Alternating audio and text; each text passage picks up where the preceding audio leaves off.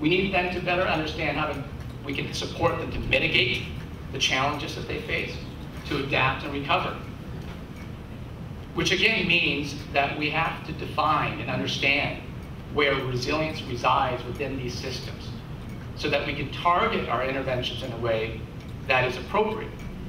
Right? We talked about perhaps like in Haiti, where even right before the earthquake, we saw some development indicators that showed progress. But when they were faced with that earthquake, a challenge, all of it was lost. It was reversible. What can we do to make sure that when we make investments moving forward now, using your knowledge and your capacity, so that when we make investments, when they are faced with challenges, we're not going back to zero again, which is what we're doing time and time again. Right? And not only just understanding, but we want to make recommendations to the policymakers, to the donors, to our national governments, how to perhaps better improve their programming. So we want it to result in action. Okay? And we also are going to have the ability to identify and prioritize solutions, innovative solutions, that perhaps are driven by technology. We're going to have funding available for you to actually do this. So we're going to understand what's happening, we're going to provide recommendations, and we're going to take action. But also by taking action, we need to be able to measure it. So that monitoring and evaluation component, getting the framework right, getting a theory of change so that we all understand it, but being flexible over the next 5 years so that we can continue to grow and to also be resilient as a network. So that we're not just funding the same thing in year 1 and in year 2 and year 3. We have to continue to understand that conditions are going to change. So what does that mean, right?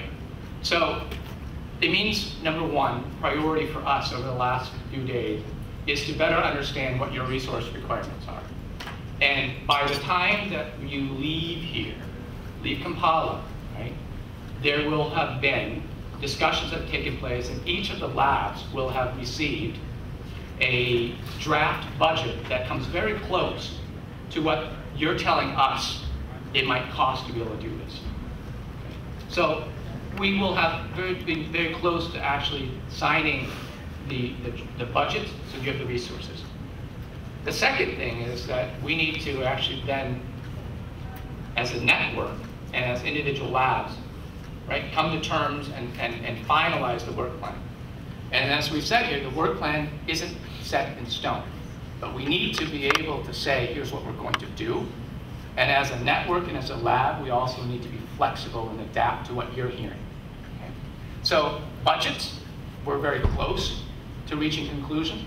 The work plan, we have provided guidance, and we're going to provide you with that guidance, and we're going to ask you to take a look at the guidance, compare it to the discussions with regard to the thematic areas, which drill down to focus geographical areas, which focus down to potential challenges, which focus on the to whom, the to what, right? And you're going to fill it out. We're going to ask you to get us a draft so that we can review by this Friday. It's not the definitive draft, but give us back something that we can then work with you on. Okay? And with the budgets and with the work plan, you're going to be asked to establish your lab. Some of you have already identified some key staff members. Some of you are going to walk away from here with a better, perhaps, understanding of the type of person you may need to put into that lab. And you're going to get the resources to do that. So quickly, you're going to have to start thinking about staffing. You're going to have to start thinking about your equipment requirements, okay? And then the training as a network. That's why Tulane is here, that's why Stanford is here, that's why McCary was chosen by USCID to be the prime on this. We're going to come out and support you, right? And in 3 kind of broad areas of training. The first one is this resilience framework. We only touched on it in the past week.